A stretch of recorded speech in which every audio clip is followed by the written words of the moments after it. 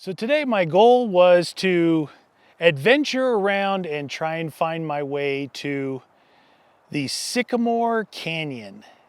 So the Sycamore Canyon is at its widest point, 7 miles wide, and it's 21 miles long. But apparently it's not straight. It goes in and out and around. So what I wanted to do, well, the Sycamore Canyon is known to be the second largest canyon, according to Wikipedia, in northern Arizona. And I said, well, second largest canyon after the Grand Canyon? Is that what they're considering the first? But it's not. There's another one, but it looks like it's tied in together, all in and around between Flagstaff and Sedona. So what I wanted to do, most people go and they hike in the bottom of the canyon. I wanted to adventure to the top of the canyon. I wanted the rim view of the canyon. So I'm going to show you what my adventure was searching for the top rim of the canyon. I forgot how just squeaky the Jeep is with all its urethane bushings and stuff. It's it's pretty squeaky over these rocks. It's some nice little this is a nice little road. This is the road that heads up from the base of the valley up into the mountains and the trees, and it's pretty cool. It's got some really cool shaly rocks and stuff, and you're basically on the edge of a small cliff that leads down to an old quarry. There's an old quarry down here, and it's like those, well, I don't know what kind of rock it is. It's the really flat red, like that they use for pavers, maybe on patios and stuff like that. It's not flagstone. I don't know what it is. I don't know what you call it, but man, the rocks around here, they're so flat. Like, no wonder they use this stuff. You don't have to do anything to it. Just lay it down and you got yourself a patio. This is a pretty nice little rough section here, but I've got a major drop off to my right, down into a valley, then across to the quarry. Pretty nasty looking. I like this area. This is a rarely used trail, because coming up here, the path down, even leading into here, that track was pretty overgrown, where you know didn't see any fresh tracks.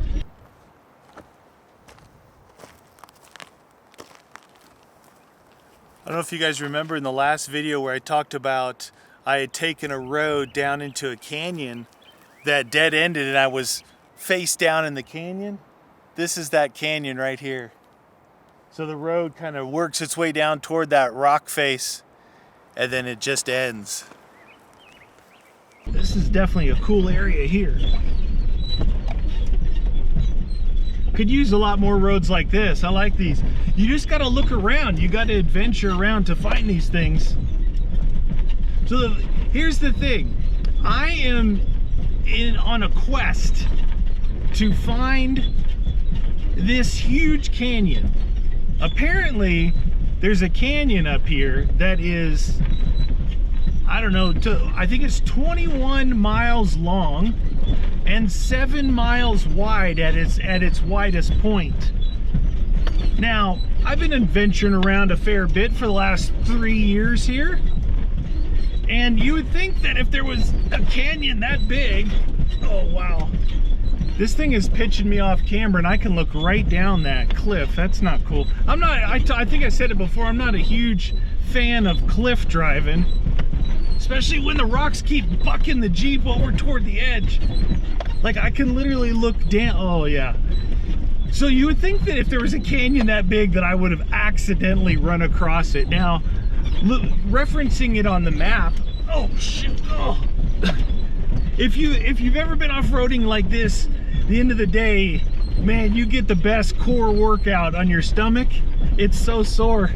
You're trying to fight the movement with the Jeep. Oh, it's smoothing out now. There was some really cool rocks through there. Looks like I finally got up into the pine trees. Took a while. It took almost 3 hours to get up the side of that mountain, just because it was rough. I had to drive a little slower than normal. It was a really fun track though. Rough, cliff edges, beautiful views. It's hazy today though, so you can't see as far as you'd like to without the haze. But all in all, you can't complain too much about a drive like that. Something that's a little, it's not really this challenging, it's just technical. Difference between challenging and technical. So you had to take your time with it. I might look for a spot to pull off into the shade here somewhere, just take a little break.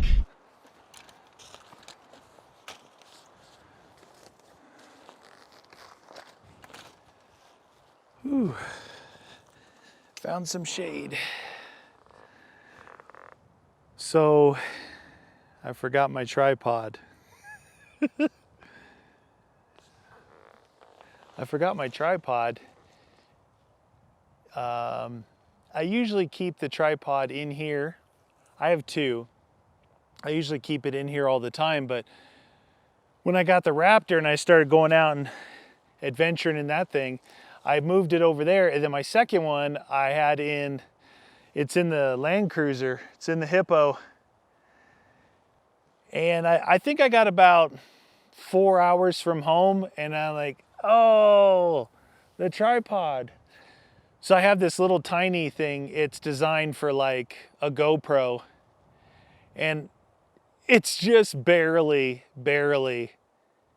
you might actually see the camera move from the wind. It's very, very unstable. But you got to do what you got to do with what you got. It's a good mentality to have when you're adventuring too. Do what you got to do with what you got, right? I mean, those are words to live by. Down there, there's no big trees. It's all pinyon pines and junipers and pinyons. They look like more like bushes than they do trees. They don't cast very good shade, even if you get up underneath them.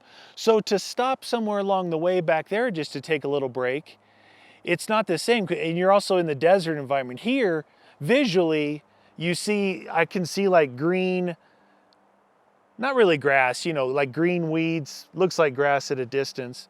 And then you've got all the trees and the leaves and the pine needles, and you can find some decent shade around here. I just actually pulled up right off the side of the road. The road is, it's a forest road. They're not maintained, but they're not in bad shape at all. There's not a lot of rocks on these. This is that red clay like I had from my last video. But it's amazing just what a difference an hour makes coming up this mountain, getting up here to elevation into the forest. It's so much more relaxing. I love the desert. I really do. I love off-roading in the desert. But, I've got my awning. I put my awning back on finally. And down there, you'd have to deploy your awning for a quick stop, which it's not that big of a deal depending on the type of awning you have.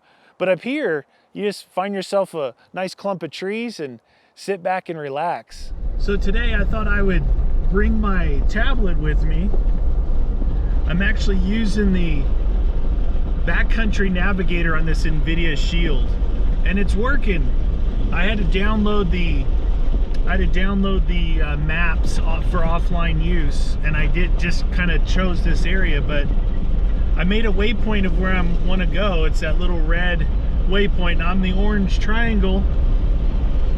So maybe it'll work instead of getting lost today, because I'm looking for a very specific place. Well, my first attempt at finding this large canyon was a bust. It said road closed, but it wasn't really a road. It was more like a path, and they laid down a couple trees and then marked it with a Forest Service sign. Hasn't been traveled in years, you could tell. So that's one way. Now I'm continuing down the path. Now I'm completely off grid. I'm just trying to find the edge of the canyon. Now I'm heading right now straight due east. Due east is straight in front of me, and it looks like the canyon is to the south and to the northeast of me. It kind of wraps around. Hopefully I'm going out on some kind of bluff here. It's hard to tell because I'm in still just the normal, what looks like the forest, what's looked like, for the past 10 miles. but I'm off the beaten path again. I'm not on the really decent clay roads. Now I'm on kind of a makeshift rock road. Oh, I found a little lake up here. It's called Pocket Lake, and it looks like it's kind of on a butte or peninsula with the canyon on both sides, according to the map. I could see the canyon over there, but it's pretty far away and there's no roads to it. I can see that it drops down and I can see the other edge. And according to the tablet, there's another one on this side, but Pocket Lake, that's where I'm at. If you want to look it up on Google Maps, I'm at Pocket Lake is right here, and I'm facing east, so the canyon is to both sides of me, apparently. Well, I guess I'll find out. It looks like, see, what I'm basing this off of is there's an outline around the canyon on this map. That might be the edge of the canyon, but it also might be the boundary of the Sycamore wilderness. And if it's just the boundary line, then I'm not going to be able to get to the edge of the canyon from where I'm at here necessarily. But I'm going to give it the old college effort. I'm going to go up here another, I don't know, maybe mile or so. It looks like it looks like the canyon closes in on this little track that I'm on. So far, no luck getting up to the edge, but I see a clearing. I'm kind of dropping down a little bit here. I'm not even sure this is a legit road here. Looks like it according to the GPS, it's not. But it's kind of winding its way down. I can see the canyon. Looks like we could be getting close to the edge, maybe.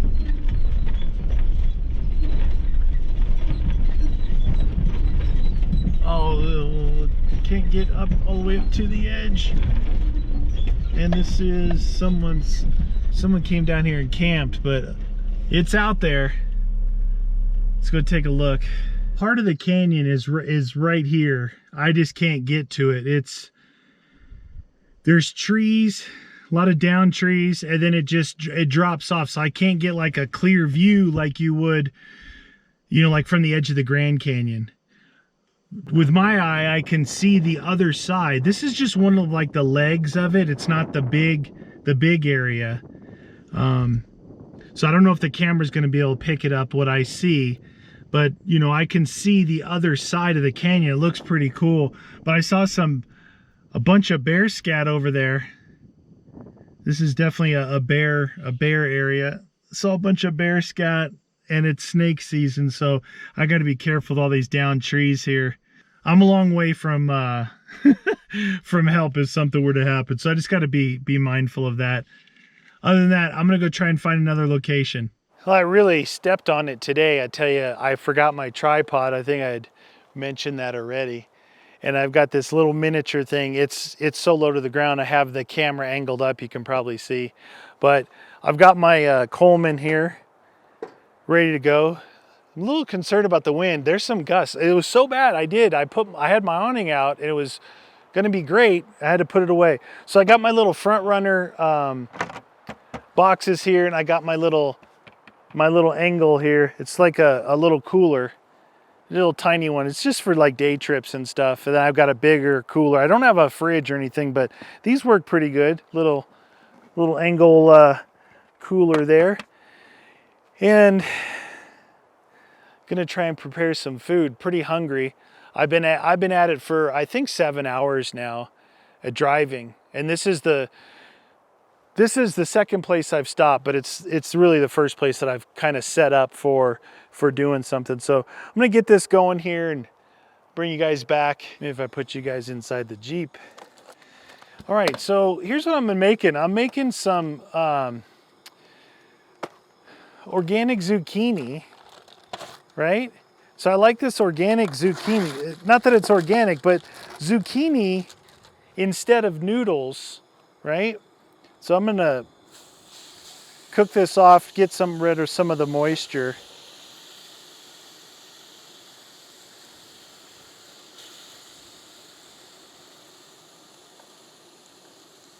This stuff is really good.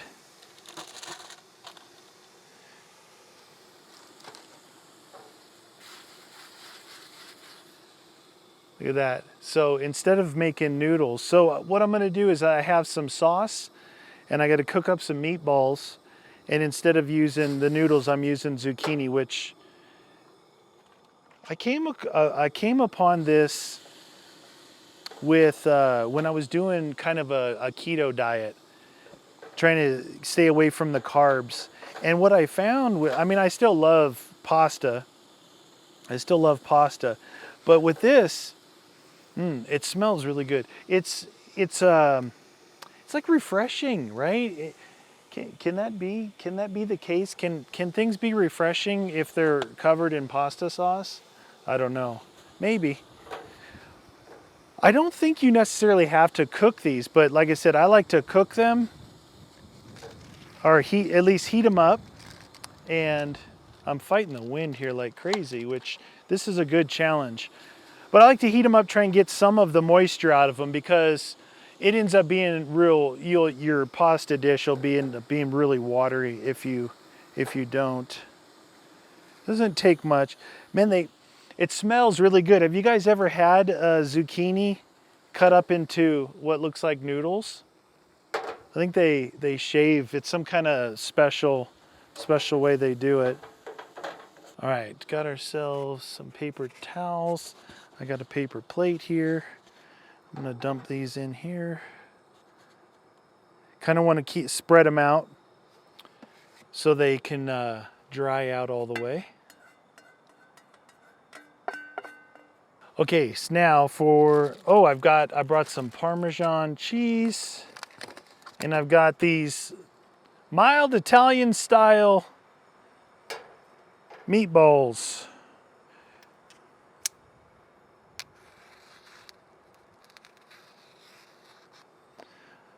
All right.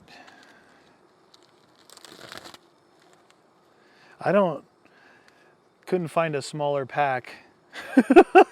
I mean, I do love me some meatballs, but I think that this is gonna carry over from lunch into dinner tonight and possibly lunch tomorrow. But I'm gonna cook them all up.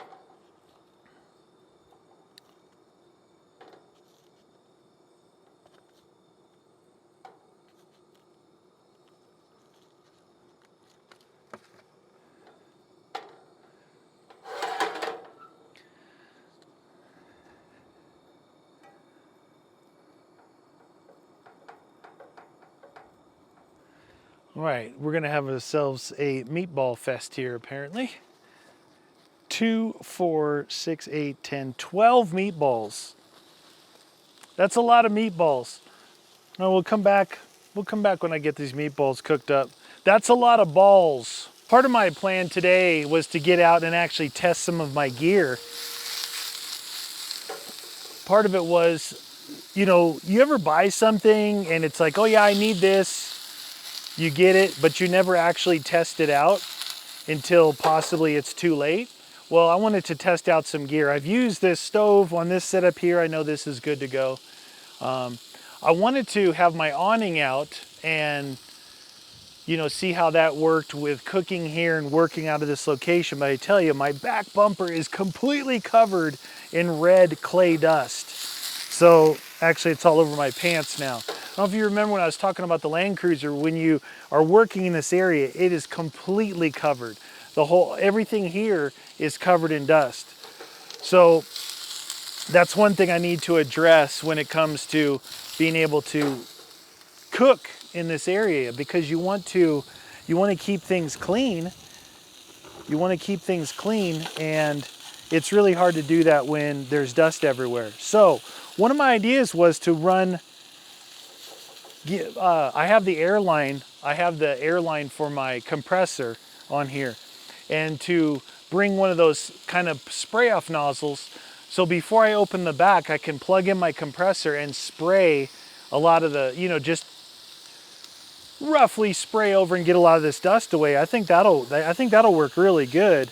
And then a couple of the other things I wanted to test, like I said, like the awning, but right now the wind is so bad, I didn't bring my pegs with me to peg it down, and it actually lifted up. It's a bat wing awning. It's a 270, so it started to really lift up, and I bought this thing years and years and years ago. I'd hate for it to get ruined because I couldn't probably rebuy it today. It's very expensive, but it was one of those things that I thought to myself, you know, what do we say? Buy once, cry once. You know, buy a really good awning that's gonna last.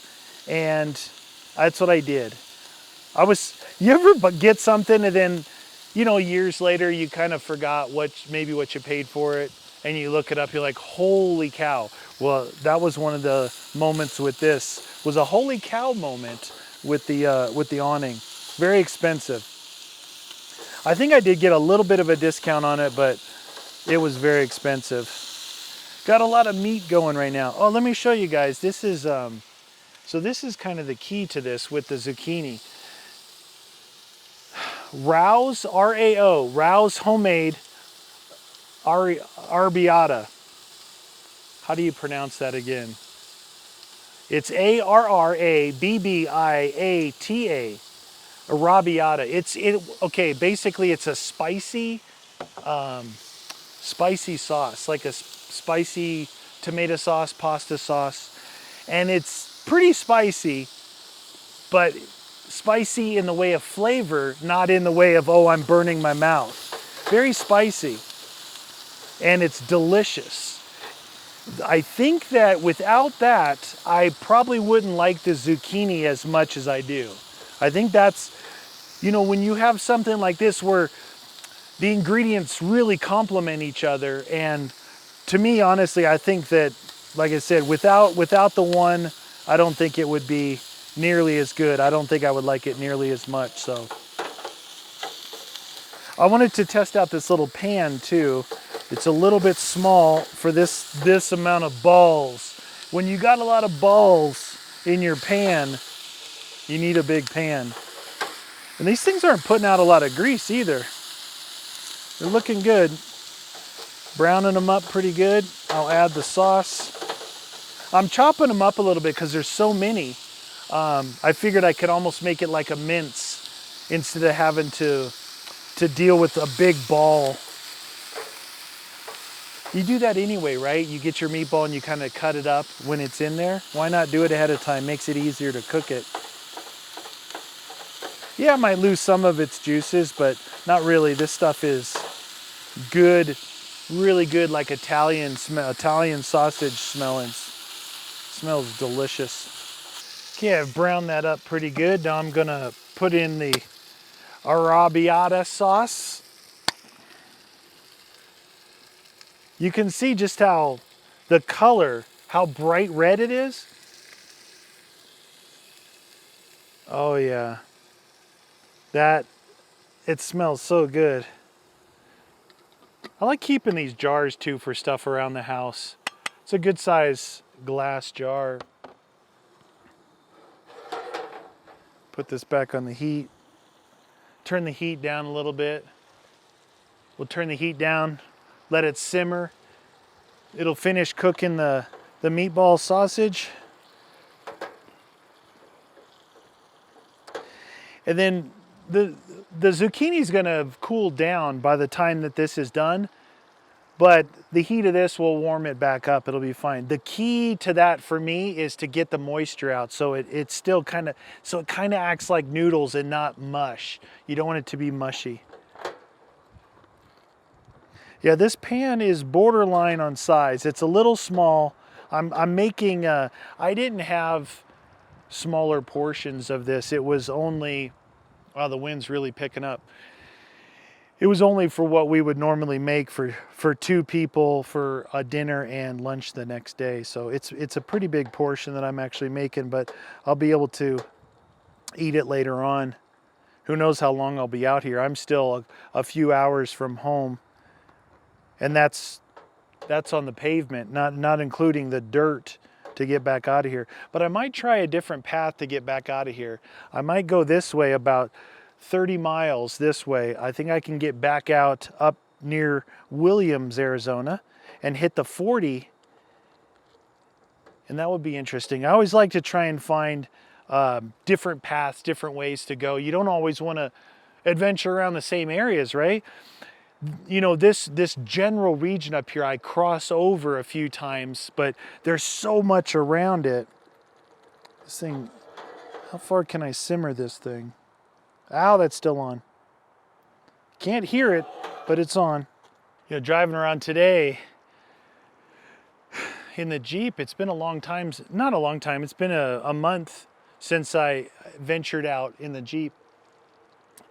And it reinforces a lot of the things I was talking about before with different types of trucks, of Land Cruisers, of Jeeps, different types of off-road cars, that they're all fun in their own way, right? They're all fun.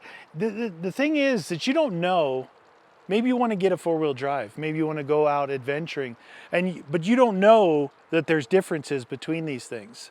So you get what you can afford and you go out and have fun.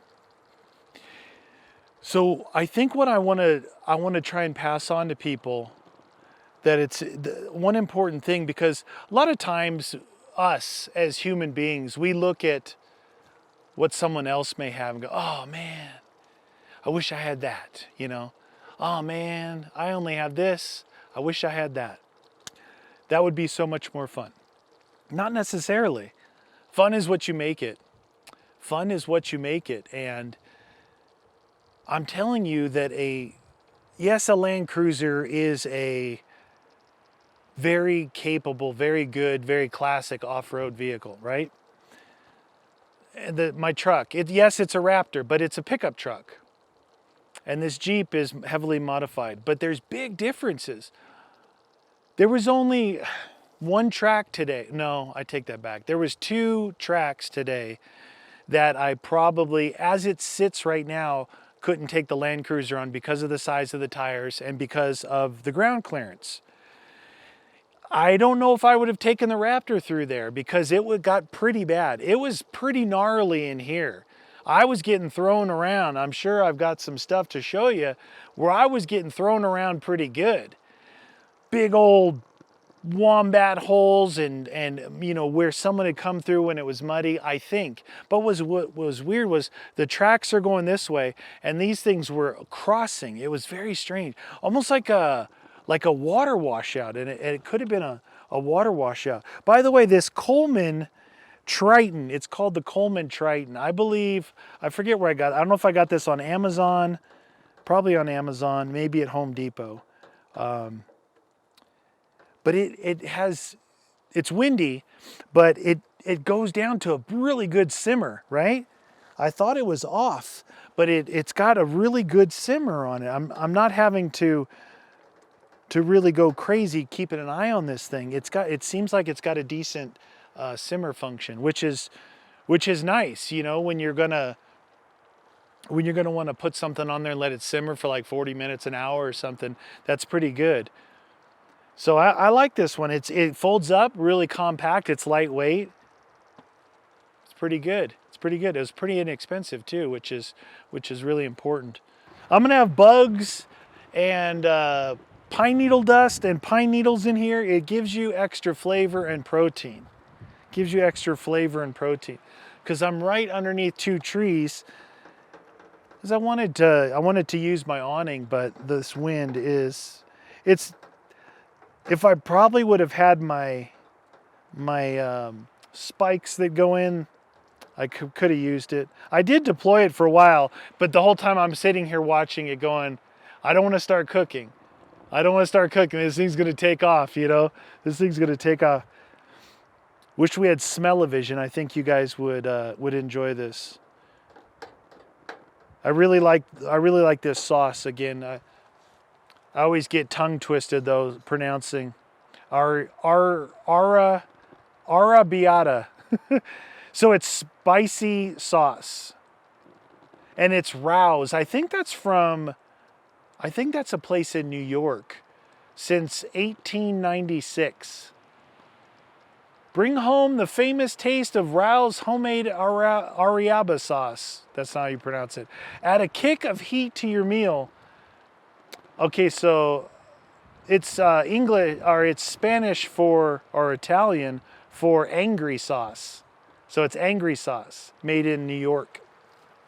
Made in New York. So maybe they have a restaurant there in New York. Any of you guys from New York, do you know if there's a restaurant called Rao's, R-A-O, Rao?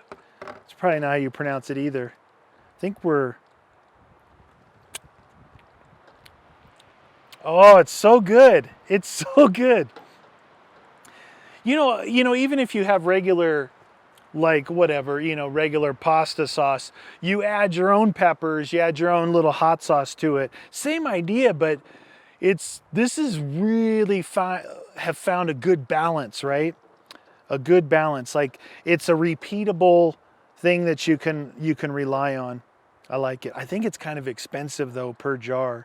I don't know if that jar is like, might be like $8 or something. I don't know. I don't do the shopping. This is looking pretty good. I'm going to get set up here. I'm so interested to see how this turns out because honestly, everything today has kind of failed. But again, like the other video when I said I was lost, it's a good place to be lost, right?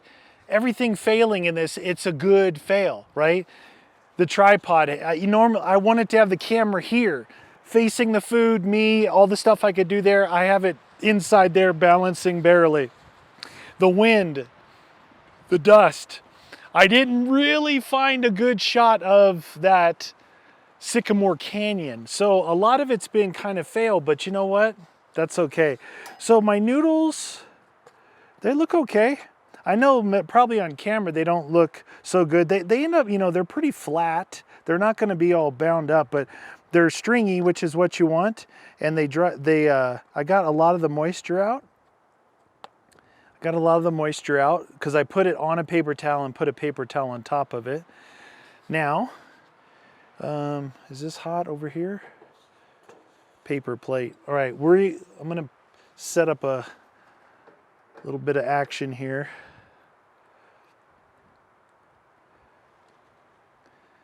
Got to get plenty of meat.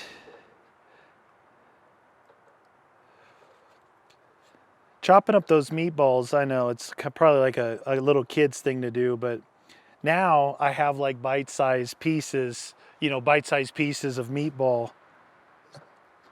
So in every bite, you get a meatball. You know what I didn't bring is any olives. I really like in all my pastas and chili, this may sound crazy, black olives.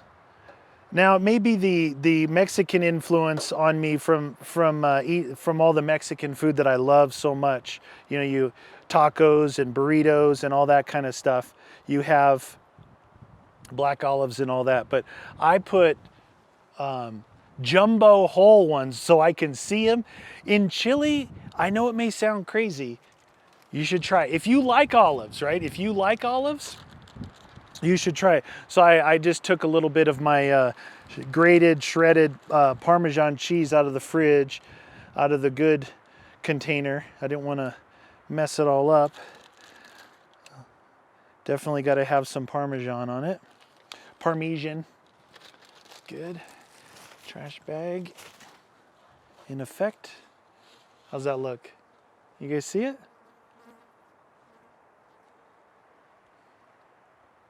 There we go. Looks pretty good, doesn't it? Tell you how it tasted, then I'm gonna sit down and eat.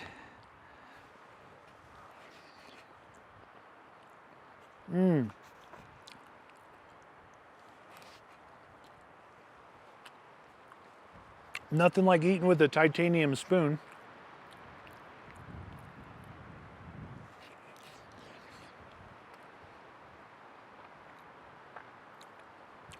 Again, the balance of each one. I don't think I would like zucchini if it wasn't for this sauce.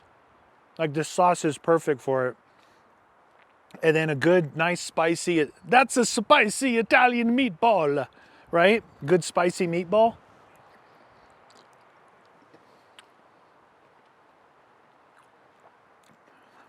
And it not being pasta, being zucchini noodles, right?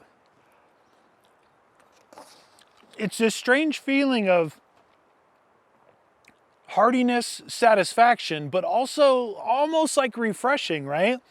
because you got the heaviness of the sauce and the meatball, but not the pasta. It's really delicious. The noodles, the zucchini noodles, they're never gonna look like they taste. They actually usually look like you really messed them up, but all you need to do is make sure you get most of the moisture out. It's delicious. I'm surprised that with the wind and everything, and for the first time in this pan, it turned out as good as it did. I'm gonna sit down and eat. Well, if you guys made it this far, thank you very much.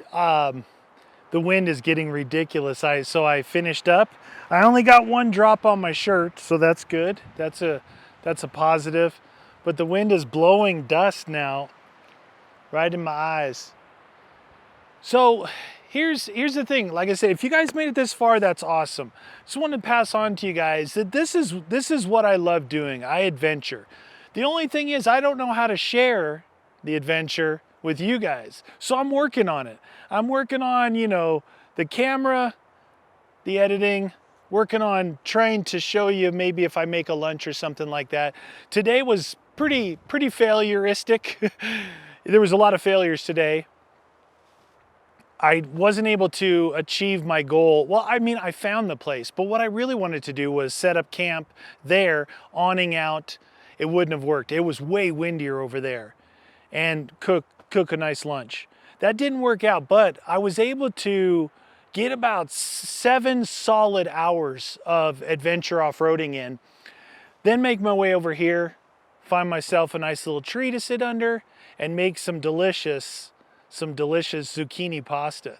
It was good. I'm not some kind of healthy eater either. I found that we started cooking that recipe when I was trying to do a keto diet, and we still use it because I love it. I love it. But it has to be that nice spicy sauce, good spicy meatball, worked out good.